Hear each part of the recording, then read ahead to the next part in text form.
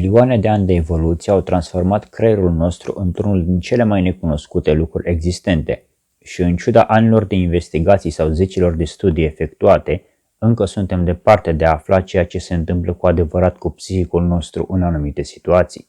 De ce anume avem anumite trăiri, ce anume le provoacă și de ce o anumită experiență nu este asimilată identic de două sau mai multe persoane. Toate acestea sunt câteva din lucrurile pe care o să le aflăm în continuare.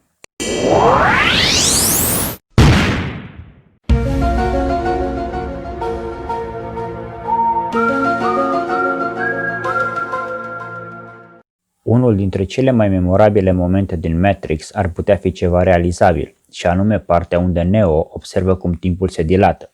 Dar nu vă gândiți că poate fi o experiență ce se poate antrena, ce are de a face cu greșeli de percepție ale creierului.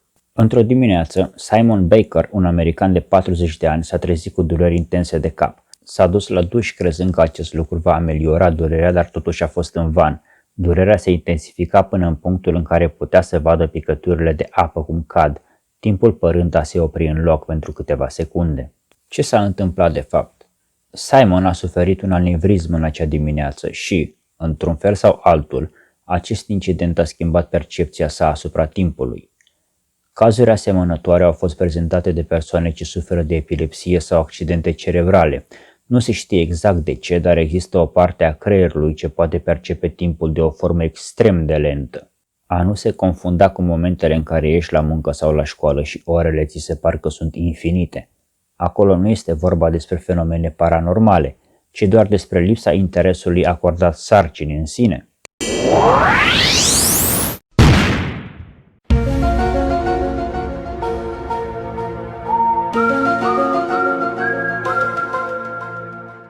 În 1994, Elizabeth Loftus a fost capabilă să genereze unui grup de 30 de persoane amintiri false. Le-a descris cu lux de amănunte tuturor, timp de câteva zile, individual și într-un spațiu închis, cum aceștia s-au pierdut într-un centru comercial în vremea copilăriei. Dar Elizabeth nu este singura care a realizat acest lucru, dorința de cunoaștere și fascinația pentru acest fenomen făcând ca acest experiment să fie repetat cu succes pe parcursul ultimilor ani. Amintirile false pot fi și invenții sau și retlicuri desfășurate pe parcursul vieții, dar care cu ajutorul timpului ajung să fie crezute ca fiind adevărate.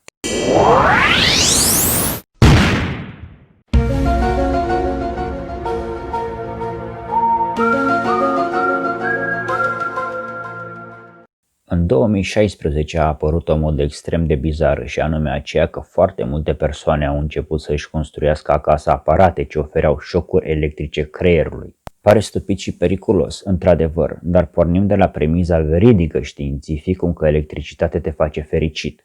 Atenție însă, nu vorbim despre băgatul degetelor în priză, ci despre o doză maxim de 2 mA. Acest procedeu a ajutat persoane cu depresie sau boli psihice de grad minim, iar pe internet au circulat diferite articole despre cum să-ți construiești acest aparat acasă. Și bineînțeles, ca totul în această lume, a devenit o afacere legală. Chiar de pe Amazon putându-ți cumpăra acest aparat cu $250. Nu pare cea mai bună idee, dar totuși îți petreci seara într-o atmosferă electrizantă.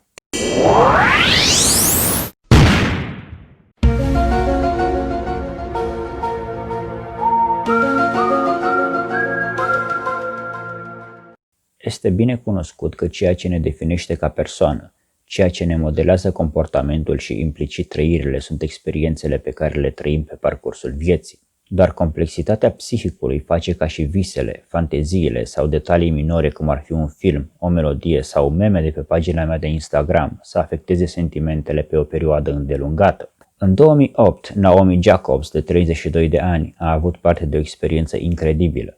După ce a suferit un accident de mașină minor, aceasta și-a pierdut amintirile din ultimii 17 ani. Se porta ca o adolescentă de 15 ani, a trebuit să reînvețe să se acomodeze cu tehnologia și timp de câteva luni a suferit de episoade dese de epilepsie. După 2 ani aceasta și-a recăpătat memoria brusc, fără explicații științifice plauzibile, iar primul lucru pe care și l-a amintit a fost acela că exact înainte de accident a vizionat un film science fiction în care protagonistul suferea amnezie temporală.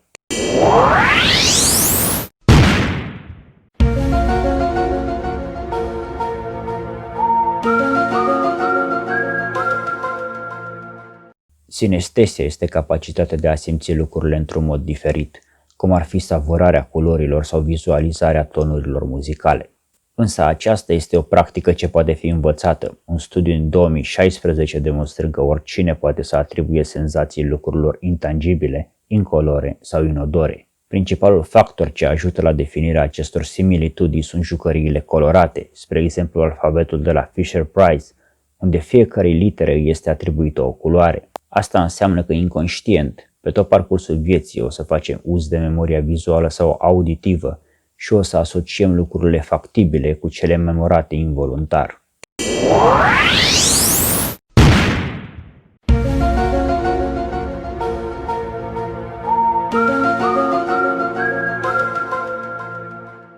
Imaginează-ți că te trezești într-o bună dimineață, iar în prejurul patului tău se află o mulțime de crocodili înfometați.